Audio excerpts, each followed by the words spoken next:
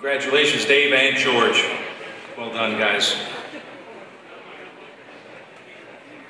In the summer of 2009, the Sliker family spent a week at the Believe in Tomorrow's House by the Sea in Ocean City, Maryland. We are honored and humbled Clint and Lisa Sliker accepted our invitation to share their story with us tonight. Please welcome them.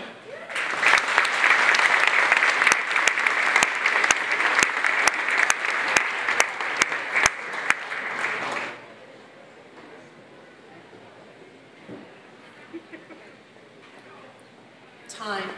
It is a gift we are given when we are born.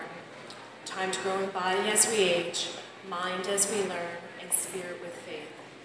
We are gifted with the moral virtue of wisdom to choose how to spend our time. For most of us, time passes as if life was a stopwatch. Our time begins at birth, but we do not know when the stop button will be pushed. In our family, a very special stopwatch began to tick on the evening of Wednesday, October 1st, 2003, when a precious boy was born to our family, our son, Christopher Thomas Sliker. Within moments of birth, he captured our hearts with a tiny expression of love that became his trademarks through his life, a smile and a grasp of our hand. Time began for a boy filled with life and love of nature, sports, mischief, friends, and family. Time was spent in play dates with his many buddies, Jack, John, Andrew, Luke, Ben, Sam, Gavin, and Hunter, and his girlfriends Sarah and Cecilia. Vacations with his family, and all the things that make a young boy happy. Christopher's time passed happily until one day when changes in his face and gait alarmed his family and signaled that his time was limited. For our family, our sense of time changed on February 14th, 2009, when the worst nightmare a parent can face began. Our son, our beautiful 5-year-old, was diagnosed with a brain tumor called diffused intrinsic pontine glioma. This rare, highly aggressive, and invasive, inoperable brain tumor has no effective treatment and claims the life of almost 90% within the first year after diagnosis, with most others dying the second year. Essentially, we were handed a death sentence for our precious child, and at that moment, our time as a complete family began to count down. A clock that was always over our heads began loudly ticking away. While working hard to maintain our household and care for his 2 sisters, we began to make decisions regarding his health and provide the best care we could while letting our Christopher live as best he could within his limited time. We filled his time with much normalcy as possible, things like preschool, play dates, movies, games, family gatherings, and faith. But his time also had to be shared with things not wished for anyone, at least an innocent child, including a surgical port placement and 6 long weeks of treatment. 5 days each week during his treatment, our brave boy would walk into a room by himself so he could be bolted to a table without sedation and endure radiation that came from a loud machine and that would eventually burn his skin and take his hair. Then our hero would walk, even if weakness caused pain in his leg, to the opposite side of Johns Hopkins campus for 3 hours of chemotherapy. Throughout his illness, he endured needle sticks, hospitalizations, physical therapy, occupational therapy, and kidney stones. He gained weight from his medication, became weaker, experienced episodes of severe fatigue, headaches, dizziness, loss of hearing, and double vision. Was he happy to face these moments in time? No. Were there moments of sadness? Yes. Still, our brave 5-year-old, a child too afraid to sleep at night without a nightlight, or his stuffed animals, endured it all. He pushed forward. We can only hope to grow to be so courageous. With completion of radiation chemotherapy in mid-April, his treatment was complete. There was no more to do, since despite the great advancements in pediatric cancer care made during the last 30 years, nothing new has been found to treat our son's type of cancer. We now work to pack as much life as we could and make as many memories in our remaining time together as we could. The clock over our heads ticked louder.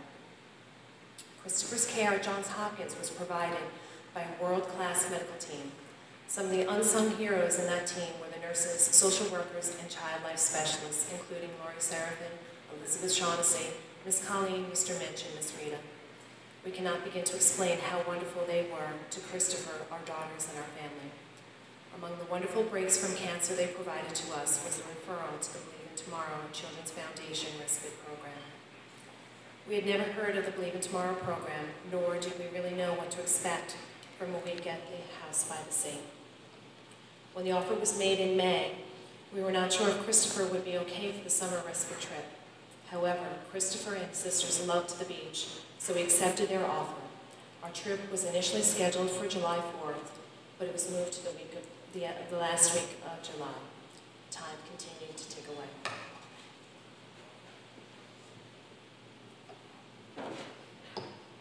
Christopher did well in May and June, but by the second weekend of July, his symptoms began to progress. He was experiencing greater difficulty walking. He was having difficulties using his left arm. His headaches became more frequent and severe. Worst of all, his most severe headaches came from laughing. It was determined that part of this problem was a block-up of fluid in his head caused by tumor progression. In the third week of July, it was decided that the next step would be surgery to place a shunt in his head in an effort to drain some of the fluid and alleviate some of the pressure. The surgery was scheduled for Monday, August 3rd. When he heard this, it was the only time that Christopher was truly scared and cried from fear. Our prayers were fulfilled, and Christopher was graced with enough health in the midst of his suffering to enjoy every planned vacation and family reunion. We were fortunate that the BIT trip was no different, and our week at the beach house began on Sunday, July 26th. We had no idea how much of a blessing that week was going to be to us.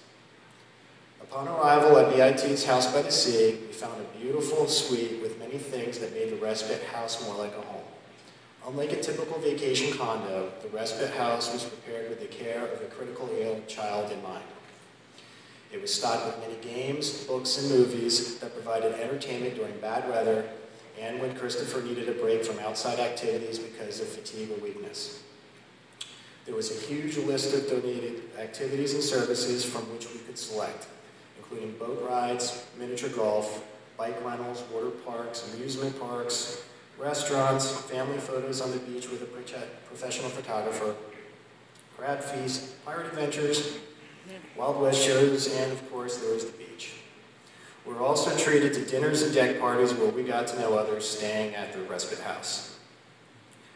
Clearly, many hours were spent behind the scenes making all of these things possible. Wayne and the volunteers at BIT thought of everything we needed, so all we had to do was think of each other and enjoy our time together as a family. One of the more special features of the Beach Respite Program was the opportunity to meet with other families facing challenges similar to our own. By sharing the house and attending group functions, we were able to bond with three wonderful families who are represented here tonight, the Clark, Sanders, and Teasy families. Two of those brave kids, Jimmy and Dale, courageously fight onward, while one other brave child, Monique, now rests in the arms of God with our son. Then and now, we find inspiration in and draw strength from their courage, perseverance, and love for one another. The warm feelings and special bond that we have with these dear people would not be possible without the warm environment promoted by BIT.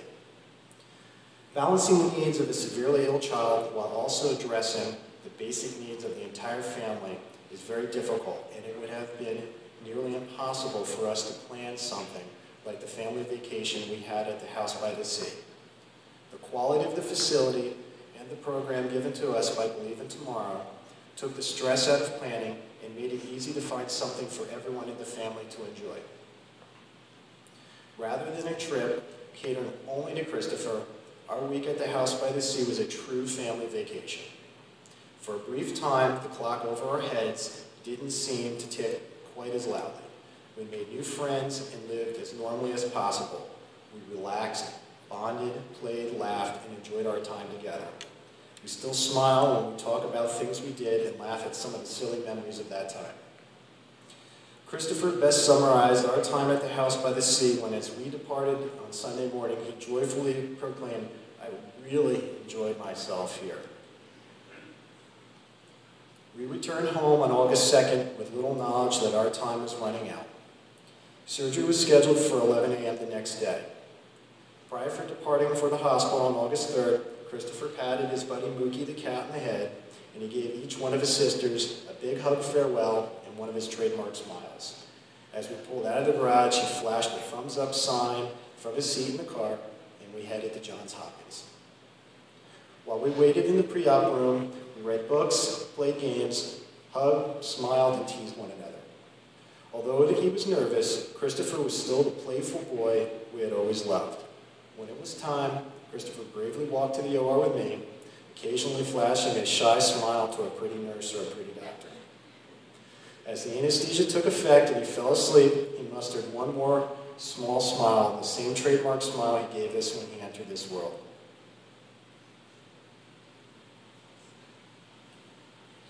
Christopher never fully awakened from the surgery.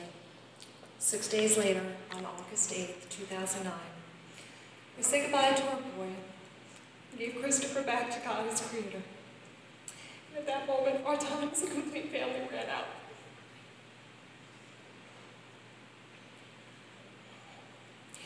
See, when time runs out, all you are left with is memories. Treasured memories of a life well lived.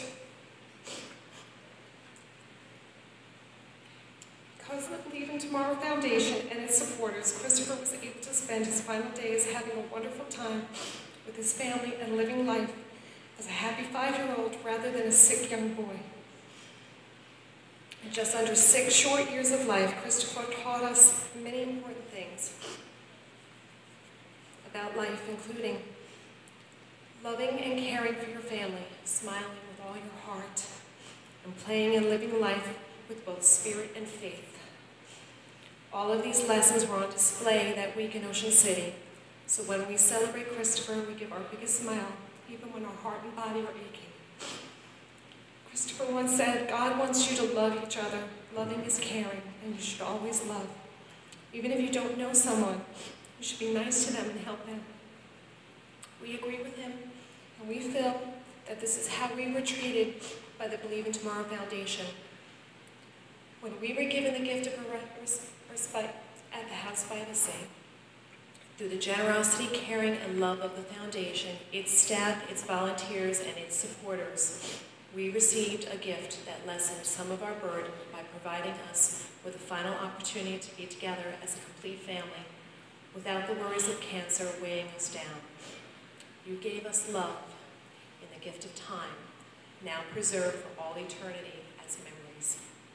The memories we created at the Believe in Tomorrow House are what we hold in our hearts until we hold our precious son again in our arms in the kingdom of God, in the kingdom of heaven.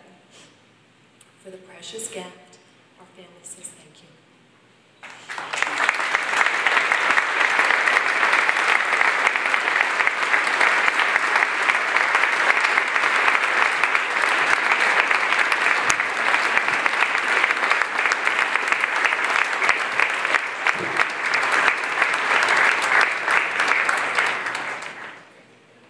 Clint, Lisa, Lauren, and Kelly, thank you so much for sharing your very personal story with all of us and the impact of what this night and what this organization is all about. And you honor Christopher's memory with your courage, faith, and presence with us tonight. So thank you very much.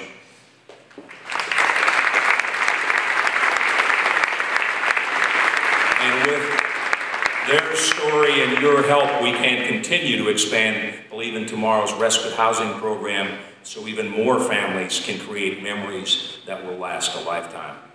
We have a tremendous